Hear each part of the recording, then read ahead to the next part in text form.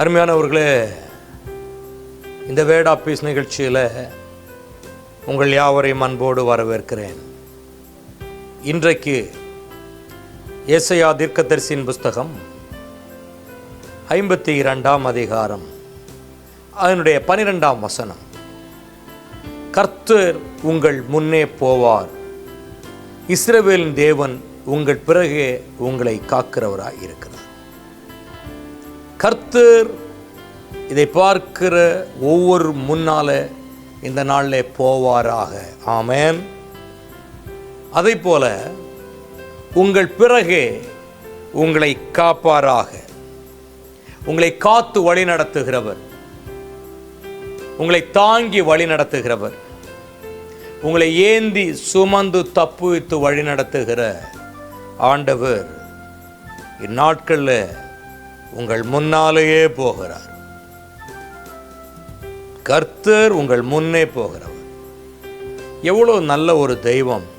சாதாரண ஒரு பாவியாகிய மனுஷர் நமக்கு முன்னால் போய் கோணலானவைகள், பிரச்சனைகள், பாடுகள், வேதனைகள், துக்கங்கள், வியாதிகள் எல்லாவற்றையும் அவர் நமக்கு முன்பதாக சென்று செவ்வைப்படுத்துகிறார்.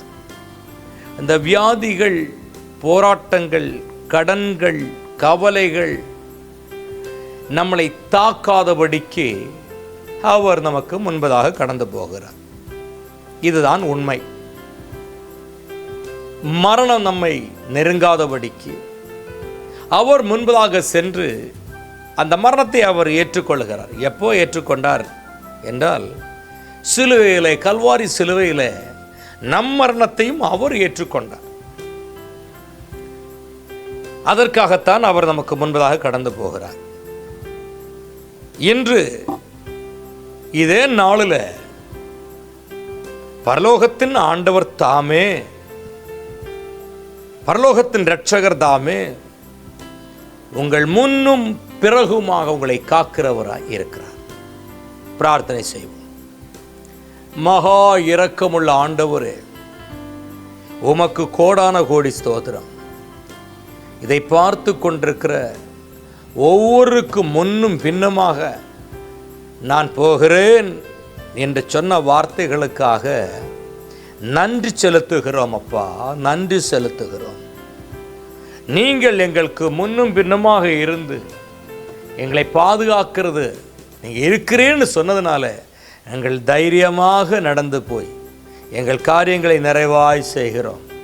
உம்முடைய தைரியத்தினால நாங்கள் வாழ்கிறோம். ஐயரே, ஐயரே, நீங்கள் எங்களை தொடர்ந்து வழி நடத்துங்க. இயேசு சுவாமி, தயவு செய்து இதை பார்க்கிற ஒவ்வொரு குடும்பத்தையும் ஆசீர்வதித்து உம்முடைய வல்ல கரத்தில் மறைத்து ஒழித்து பாதுகாத்து வழி நடத்தவே நாங்கள் செபிக்கிறோம். அப்பா, எந்த சத்துரும் வியாதி என்கிற ரூபத்திலேயோ, கடன் என்கிற ரூபத்திலேயோ, பிரிவினை என்கிற ரூபத்திலேயோ, சண்டை என்கிற ரூபத்திலே வராதபடிக்கு, மரணம் என்கிற ரூபத்தில் வராதபடிக்கு என் ஆண்டவர் வேலி போட்டு கொள்ளணுமே நாங்கள் செபிக்கிறோம். கர்த்தர் நீர் அப்படி செய்ய போகிறதுக்காய் கோடான கோடி ஸ்தோத்திரம். இயேசு கிறிஸ்துவின் நாமத்தில் ஜெபிக்கிறோம் எங்கள் ஜீவனுள்ள நல்ல பிதாவே. ஆமேன், ஆமேன், ஆமேன். கர்த்தர் உங்களை ஆசீர்வதிப்பாராக. ஆமேன், ஆமேன், ஆமேன்.